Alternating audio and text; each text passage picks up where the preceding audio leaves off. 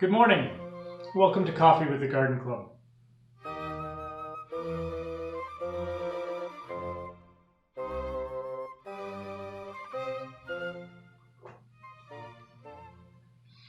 Yesterday I was down in my basement getting my seeds sorted out, and I was reminded of how difficult it is to decide what tomato plants to grow. And I thought maybe I would talk a little bit about what I'm growing this year and some techniques that have worked for me in the past growing tomatoes and getting them to bloom and fruit a little bit earlier than usual. I live in zone 6B, and tomatoes like a lot of warmth.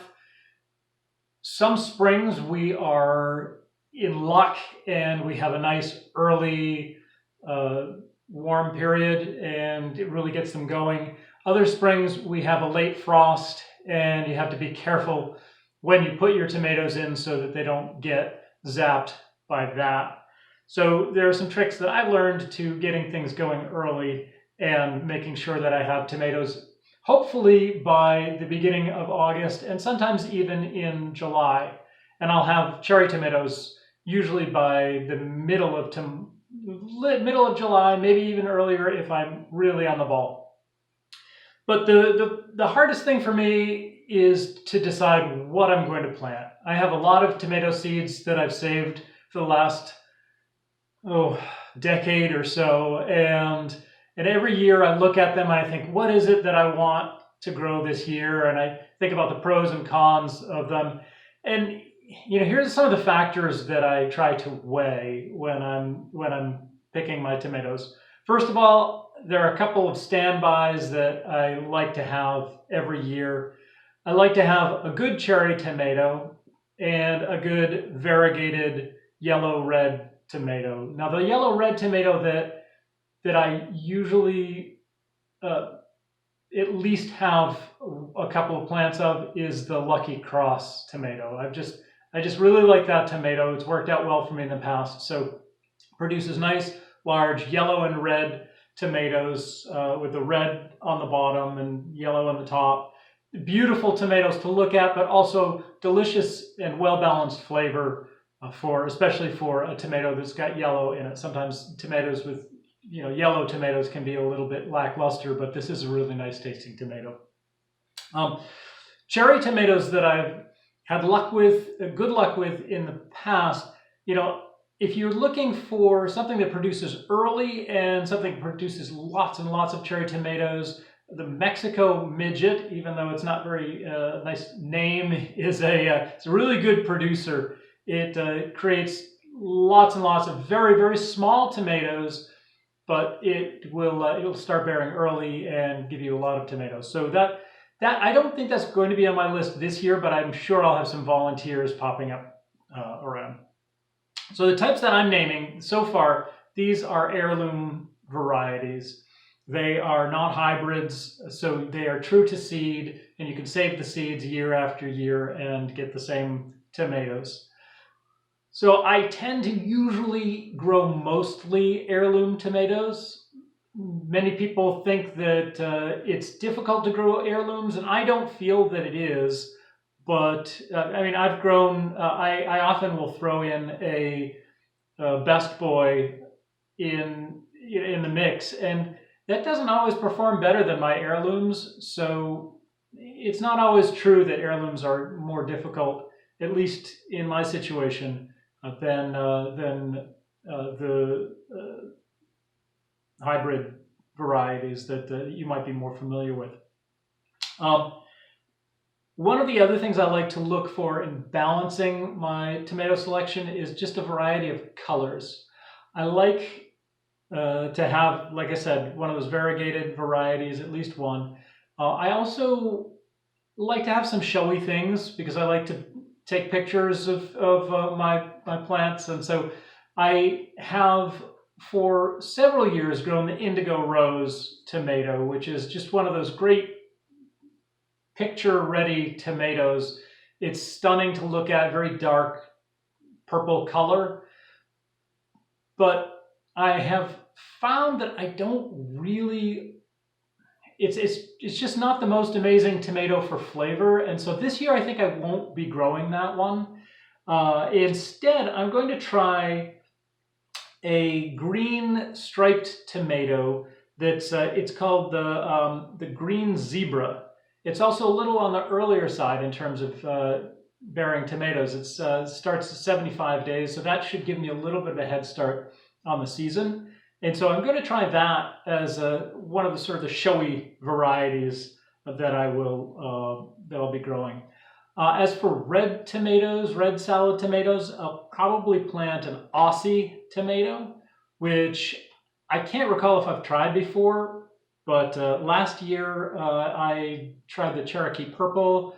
A lot of people love the Cherokee Purple. A lot of people have great results with that. I had fine results with it. I didn't think it didn't blow my socks off, so I'm going to try the Aussie, and I'm going to try a Brandywine. And one more that I'm throwing in the mix, and this is way too many tomatoes for my space, but I'm going to have an Amish paste tomato. And that's, once again, that's paste tomatoes sometimes are earlier tomatoes. In this case, I'm not sure that this will be because it doesn't, it says it's an 85-day period. So, maybe it won't be. I'm kind of hoping I'll get it a little early. So when you are starting tomatoes, starting plants in general, one of the things that I think people don't realize is that you don't want to start them in garden soil. You don't want to start them in potting soil. You really want a seed starting mix, and that should be very light, fluffy, sterile. It doesn't need to have much in the way of nutrients, at least for your tomatoes. They have what they need to begin in the seed itself, and they'll do pretty well until they're large enough to transplant into a larger pot. They'll do pretty well without any nutrients in the soil at all. And it's more important that it's sterile. It's more important that it's light and fluffy. So you can make your own seed starting mix, and there are all kinds of recipes on the internet. I would encourage you to stick with basic ingredients like peat moss, vermiculite, perlite, maybe some sand, and I would not go into the whole compost and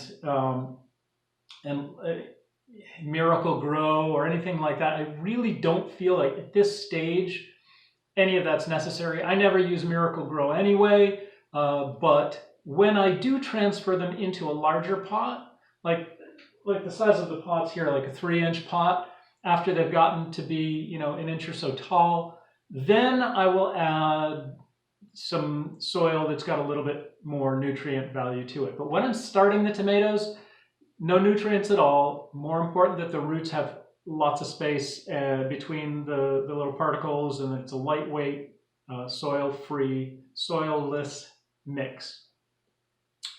I like to start my tomatoes early, and so right now it's it's closer to the end of January. For me, that's not too early to start my tomatoes, even though I may not plant them out until April or May. This way I can have a big, strong tomato when I plant it in the ground. So I start early and I transfer. I usually do 3 transfers, and that sounds like a lot of work, I know, but I want to make sure that I have tomatoes and I don't have to head off to the nursery to buy, a $20 tomato plant to get $10 worth of tomatoes during the season. So I start them early. I transfer them between various pots. I keep an eye on the roots, especially because I don't want the roots to have filled up and gotten kind of compacted in the pot. So I make sure that I transfer before that happens. And quite often my final pot will be a very deep pot. It doesn't have to be that wide, but very deep. And what I'll end up doing is submerging some of the stalk of the tomato into that soil, and that stalk itself will put out more roots. And this is true about tomatoes in general. Anytime the stalk of the tomato gets submerged, it will start rooting itself. And this is a really handy trait. So by the end of my process, say in April or May, when I transplant these into the ground, I've got a root structure that's maybe that deep. I've got above that another 5 or 6 inches of tomato. And then what I do is I take and I sink almost that entire plant once again into the ground. So I've just got a little bit poking up. And then I will kind of cover that over with a little bit of like salt marsh hay or something to keep it protected from the sunlight. Now, of course, I will do a hardening off period where I'm easing the plant into the sun. But even so, I don't want to expose it when I finally do plant it. I don't want to expose a lot of plant to the bright sunlight, and so I bury a lot of it. And what that does is it creates even more root structure, and it feels like, oh my gosh, I've been growing this thing for months. I should have this much plant, and really I've only got that much plant above the soil. But what you've got is you've got this powerful root structure just ready to like push up the stalk, and you will find that pretty quickly you'll make up for that lost time. And by not exposing too much to the sunlight, you won't have as much that potentially can get burned by exposure to the sunlight even after your hardening off period. And at least this has been true for me. And I know a lot of people who do the same thing. Some people plant their tomato plants on their sides and cover them over with soil. I tend to go deep, but that's just preference, and I don't know which way works best. But many people will plant a large amount of the tomato stalk underneath the soil to get the advantage of having a larger root structure early on. And you're not going to get tomatoes, at least here, you're not going to get tomatoes on June 1st anyway. And if you do, your plant may just use up all of its early energy on a couple of tomatoes and neglect its structure that it needs, the framework that it needs to grow to create a real bounty later in the season. So sacrifice a little up front and start like that. At least that's my philosophy. One other thing, that kind of backtracking just a little bit, during the time that your tomato plant is indoors, the more light you can give it, the better. And I have found that what really works for me is a 1 foot by 2 foot panel of LED lights. And if you get one that draws about 155 watts, you're going to have so much light that you can put that a couple of feet above your tomato plants and have an area of, maybe 1.5 to 2 feet by 3 feet, maybe even 4 feet of light that shines down, covers a whole bunch of tomato starts and other starts, and gives them ample light. If you start with your typical 40-watt fluorescent tubes or the LED equivalent, you can start your starts like that, but later on it's just not going to be sufficient light to grow tomato plants indoors so they're really ready to start with a bang when you put them outside. Otherwise, you'll be raising that fluorescent light over and over and over again, and you'll really just be getting light in the top of your tomato, and the bottom is just going to get all stringy.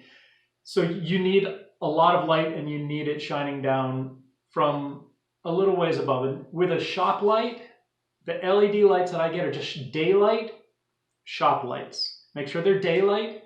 Make sure they're like 135 to 155 watts, and that's actual watts, not the watt equivalent, which they'll give you sometimes. Sometimes they'll say something is like 800 watt equivalent, and that's probably about what you're looking at anyway, what you need. But that probably amounts to more like 135 to 155 actual watts for the light. So in putting them in the window, not enough light to really get a good start for a tomato plant. Even if you've got a nice south-facing window, it probably still isn't quite enough light. You need supplemental light if you want to really get them started right, you can do that. You can grow them in that window like that. They're still going to end up a little stringy. There's not much you can do about that in the winter time with sun filtered through a window, and it won't be hitting your tomato plant all day long. So just one more thing to think about when you're planting your tomatoes for the season. Well, I am hoping for a great tomato season. I'm hoping that some of the tomatoes that I've chosen this year are winners. The tomatoes I listed, I'm not recommending, I'm just telling you what I'm growing. I would suggest you take a look at some of the information out there on heirloom tomatoes. There's a great book. I'll get a copy so you can see it.